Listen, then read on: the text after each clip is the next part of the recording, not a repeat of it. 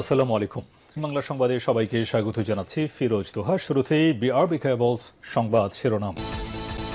আবারও মধ্যপ্রাচ্যে তৃতীয় বিশ্বযুদ্ধ শুরু হয়ে গেছে।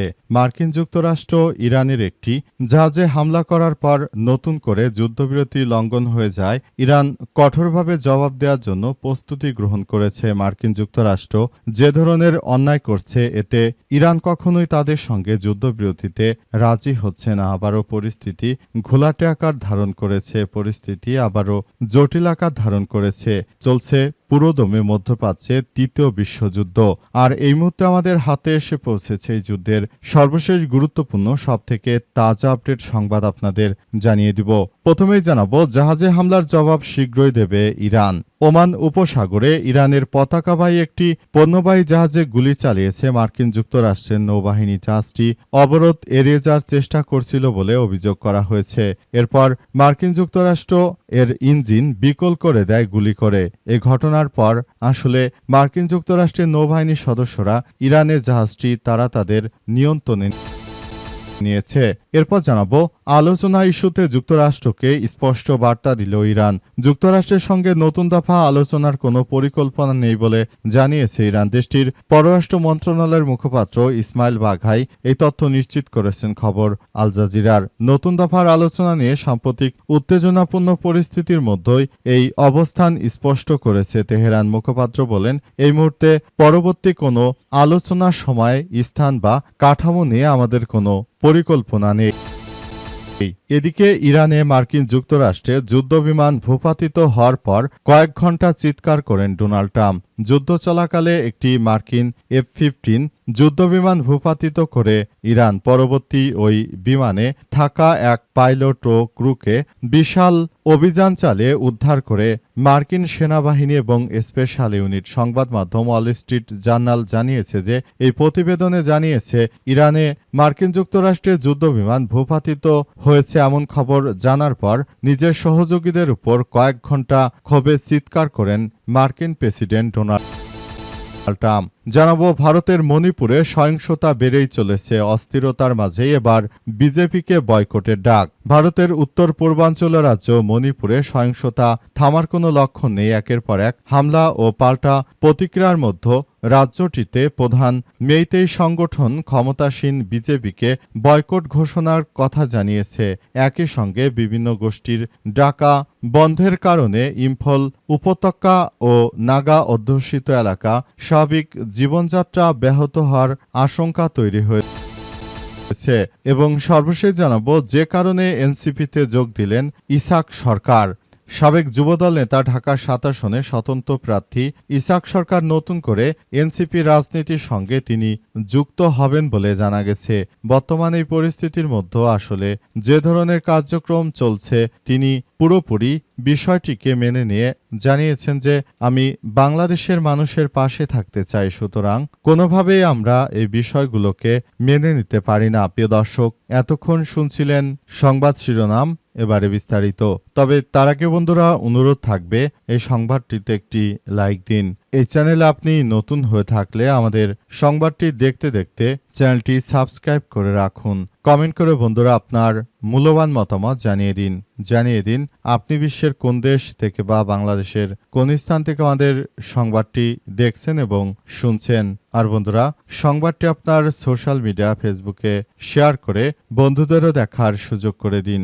গাজা যুদ্ধে আপনি যদি নিরীহ ফিলিস্তিনিদের ভালোবেসে থাকেন, কমেন্টে ইয়েস লিখে পুরো বিশ্বকে আমাদের এই সংবাদটি দেখার সুযোগ করে দিন। এবারে বিস্তারিত। জাহাজে হামলার জবাব শীঘ্রই দেবে তেহরান। ওমান উপসাগরে ইরানের একটি পতাকাবাহী জাহাজকে লক্ষ্য করে গুলি চালিয়েছে যুক্তরাষ্ট্রের নৌবাহিনী। জাহাজটি অবরোধ এড়িয়ে যাওয়ার চেষ্টা করছিল বলে অভিযোগ করা হয়েছে। ইরানের সামরিক বাহিনীর এক মুখপাত্র জানিয়েছে এই ঘটনাকে সশস্ত্র জলদস্যুতা উল্লেখ করে এর জবাব শীঘ্রই দেওয়া হবে বলে জানানো হয়েছে। তাদের দাবি, এই হামলার মাধ্যমে যুক্তরাষ্ট্র যুদ্ধবিরতি লঙ্ঘন করেছে। এদিকে মার্কিন প্রেসিডেন্ট ডোনাল্ড ট্রাম্প বলেছেন, সতর্কতা অমান্য করায় ডেস্ট্রয়ার USS জাহাজটির ইঞ্জিন অচল করে দেয় এবং সেটিকে নিয়ন্ত্রণে নেয়। বর্তমানে জাহাজটি মার্কিন বাহিনীর হেফাজতে রয়েছে বলে জানিয়েছে মার্কিন যুক্তরাষ্ট্রের প্রেসিডেন্ট কুখ্যাত সন্ত্রাসী ডোনাল্ড ট্রাম্প। এই সন্ত্রাসী ট্রাম্প শুরু থেকেই তিনি যেভাবে ইরানের উপর হামলা অব্যাহত রেখেছেন এটি আসলে কোনোভাবেই মেনে নেওয়া যায় না। দখলদার সন্ত্রাসী ডোনাল্ড ট্রাম্প শুরু থেকেই তিনি ইরানের বিরুদ্ধে এই শক্তিশালী ভূমিকা নেয়ার অনেক চেষ্টা চালিয়ে যাচ্ছেন, তবে পরিস্থিতি আসলে তাদের অনুকূলে যাচ্ছে না, কারণ পুরো মধ্যপ্রাচ্য জুড়ে দখলদার ইসরায়েলি বাহিনী যে ধরনের কার্যক্রম আসলে শুরু করেছে এটি কোনোভাবেই গ্রহণযোগ্য হতে পারে না।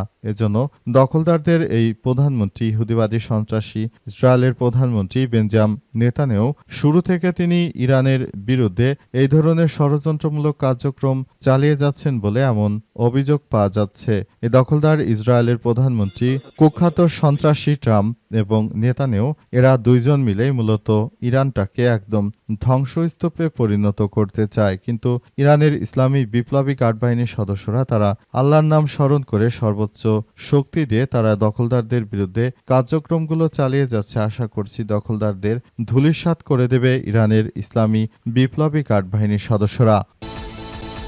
আলোচনা ইস্যুতে যুক্তরাষ্ট্রকে স্পষ্ট বার্তা দিল ইরান।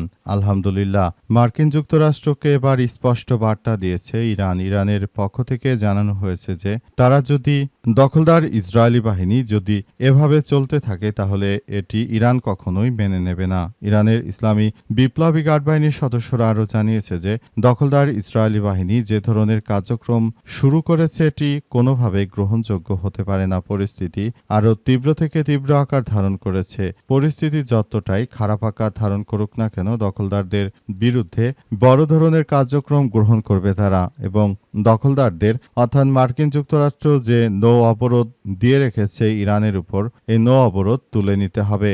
যদি যুক্তরাষ্ট্র নৌ অবরোধ তুলে না নেয় তাহলে এক্ষেত্রে ইরানের কোনো প্রতিনিধি দল তারা কখনোই পাকিস্তানে গিয়ে মার্কিন যুক্তরাষ্ট্রের সঙ্গে কোনো যুদ্ধবিরতি করবে না। সুতরাং বিষয়গুলো খুবই স্পষ্টভাবে জানা যাচ্ছে এবং এই পরিস্থিতির মধ্য দিয়ে সবকিছু এগিয়ে চলেছে। তাই এই বিষয়গুলোকে খুবই গুরুত্ব সহকারে দেখা হচ্ছে। স্পষ্ট বার্তায় ইরান আরও জানিয়েছে যে তাহলে নৌ অবরোধ যদি এভাবে চালাতে থাকে যুক্তরাষ্ট্র তাহলে ইরানের সঙ্গে কোনো যুদ্ধবিরতি করার কোনো প্রয়োজন নেই, কারণ যুদ্ধবিরতি যদি করতে হয় তাহলে অবশ্যই এই বিষয়গুলো তাদের মাথায় রাখতে হবে। ইরানের যুদ্ধবিমান ভূপাতিত হওয়ার পর কয়েক ঘন্টা চিৎকার করেন ডোনাল্ড ট্রাম্প।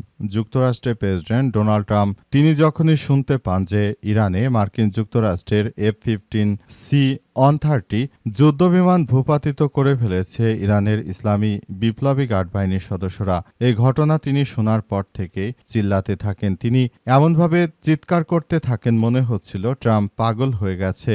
আজ মার্কিন যুক্তরাষ্ট্রের একটি বিখ্যাত গণমাধ্যম থেকে সব তথ্য নিশ্চিত করা হয়েছে। ট্রাম্প শুরু থেকে মনে করেছিল যে হয়তো এই যুদ্ধ করতে গেলে ইরান কোনো কিছুই করতে পারবে না। পুরো পরিস্থিতি সবকিছু আসলে মার্কিন যুক্তরাষ্ট্র তারা নিয়ন্ত্রণে রাখতে পারবে। পুরো প্রক্রিয়া তারা সবকিছু নিজেদের মতো করে নিয়ন্ত্রণে রাখতে পারবে, কিন্তু শেষ পর্যন্ত পরিস্থিতি সম্পূর্ণ উল্টে গেছে। মার্কিন প্রেসিডেন্ট ডোনাল্ড ট্রাম্প এই ইরান যুদ্ধ করতে এসে এমনভাবে ফেঁসে গিয়েছে যে এখন তিনি কোনো কিছুই আসলে করতে পারছেন না। তার সবকিছু একদম ধ্বংসস্তূপে পরিণত করা হচ্ছে। মধ্যপ্রাচ্য জুড়ে জায়নবাদী ইহুদিবাদী ইসরায়েল যে ধরনের কার্যক্রমগুলো চালিয়ে যাচ্ছে সেটি কোনোভাবেই গ্রহণযোগ্য হতে পারে না।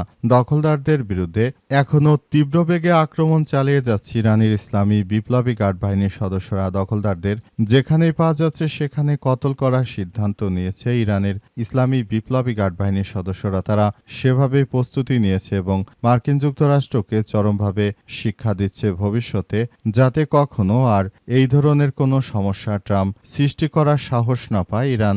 এজন্য তাকে কঠোরভাবে শাস্তিমূলক ব্যবস্থার আওতায় নিয়ে এসেছে। পরিস্থিতি একদম থমথমে অবস্থা বিরাজ করছে। পুরো পরিস্থিতি ধ্বংসস্তূপে পরিণত হয়েছে। মার্কিন যুক্তরাষ্ট্র চরমভাবে ধসিয়ে দিয়েছে ইরানকে। ইরান চরমভাবে ধসিয়ে দিয়েছে যুক্তরাষ্ট্রকে। এখন যুক্তরাষ্ট্রের অর্থনীতি বাঁচানোর জন্য মূলত এই যুদ্ধবিরতি করার একটি নাটক মঞ্চায়িত করছে মার্কিন প্রেসিডেন্ট ডোনাল্ড ট্রাম্প। তিনি যুদ্ধে হেরে গিয়ে এখন পুরোপুরি ফেঁসে গেছেন।